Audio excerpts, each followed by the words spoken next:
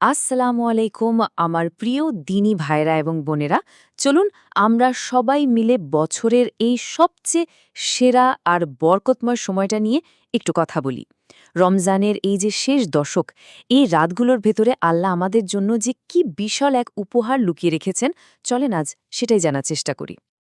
এই প্রশ্নটা কিন্তু আমাদের প্রায় সবার মনেই আসে, তাই না? যে রমজানের অন্য দিনগুলোর চেয়ে এই শেষ 10টা দিন কেন এত বেশি স্পেশাল? কেন পুরো মুসলিম উম্মাহ এই কয়েকটা দিনের জন্য অধীর আগ্রহে অপেক্ষা করে? চলুন আজ আমরা এই প্রশ্নেরই উত্তর খুঁজব। এই রাতগুলোর আসল গুরুত্ব বুঝতে হলে আমাদের প্রিয় নবী হজরত মোহাম্মদ সাল্লাল্লাহু আলাইহি ওয়াসাল্লামের একটা গভীর উদ্বেগের কথা জানতে হবে। মানে তার মনের একটা চিন্তা থেকেই কিন্তু আল্লাহ তাআলা আমাদের জন্য এই অসাধারণ উপহারটা পাঠিয়েছেন। একবার শুধু চিন্তা করে দেখুন, আমাদের নবীজি সাল্লাল্লাহু আলাইহি ওয়াসাল্লাম তার উম্মতকে কতটা ভালোবাসতেন। তিনি ভাবতেন যে আগের নবীদের উম্মতরা তো হাজার হাজার বছর হায়াত পেত, তারা শত শত বছর ধরে ইবাদত করার সুযোগ পেত, কিন্তু আমার উম্মতের আয়ু তো মাত্র ৬০-৭০ বছর। এই এত অল্প সময়ে তারা কিভাবে অত সোয়া বর্জন করবে, কিভাবে তারা আল্লাহর প্রিয় হবে? নবীজির মনে এই চিন্তাটাই ছিল সবচেয়ে বড় একটা উদ্বেগের কারণ, যে তার উম্মত এত ছোট একটা জীবনে কিভাবে বেশি সওয়াবের মালিক হবে। এই চিন্তাটা তাকে সব সময় ভাবাত। আর ঠিক তখনই উম্মতের জন্য তার এই যে ভালোবাসা, এই যে মায়া, এর জবাবে মহান আল্লাহ তাআলার পক্ষ থেকে এমন এক চমৎকার উপহার আসলো যা সব দুশ্চিন্তা দূর করে দিল। এমন একটা সমাধান আসলো যা আমাদের মতো সাধারণ মানুষের জন্যও আল্লাহর খুব কাছে যাওয়ার পথ খুলে দিল।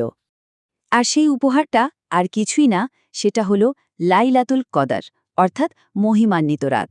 রমজানের এমন একটা রাত, যেই রাতের এবাদাত হাজার মাসের এবাদাতের চেয়েও উত্তম। ভাবা যায় মাত্র একটা রাতের বিনিময়ে কত বিশাল এক পুরস্কার। কিন্তু এই যে বলা হচ্ছে হাজার মাসের চেয়ে উত্তম, এই কথাটার আসল মানেটা কি? চলুন একটু গভীরভাবে বোঝার চেষ্টা করি যে এই একটা রাতের মূল্য আসলে কতটা বিশাল হতে পারে। পবিত্র কোরআনে আল্লাহ তাআলা কিন্তু নিজেই পরিষ্কার করে ঘোষণা দিয়েছেন যে এই রাতটা 1000 মাসের চেয়েও শ্রেষ্ঠ। কিন্তু 1000 মাস মানে ঠিক কত সময়? 1000 মাস মানে হল ৮৩ বছর ৪ মাস। মানে একজন মানুষ যদি তার প্রায় পুরোটা জীবন একটানা ইবাদত করে, তার চেয়েও বেশি সওয়াব মাত্র এক রাতের ইবাদতে পাওয়া সম্ভব। সুবহানাল্লাহ! আল্লাহ আমাদের জন্য কত বড় একটা সুযোগ তৈরি করে দিয়েছেন, তাই না? এখন প্রশ্ন হল, এই যে এত মূল্যবান একটা রাত, এটা পাওয়ার জন্য আর এর সর্বোচ্চ ব্যবহার করার জন্য আমাদের ঠিক কী করা উচিত? সৌভাগ্যবশত আমাদের প্রিয় নবীজি সাল্লাল্লাহু আলাইহি ওয়াসাল্লাম আমাদের জন্য একদম পরিষ্কার একটা পথ দেখিয়ে দিয়ে গেছেন।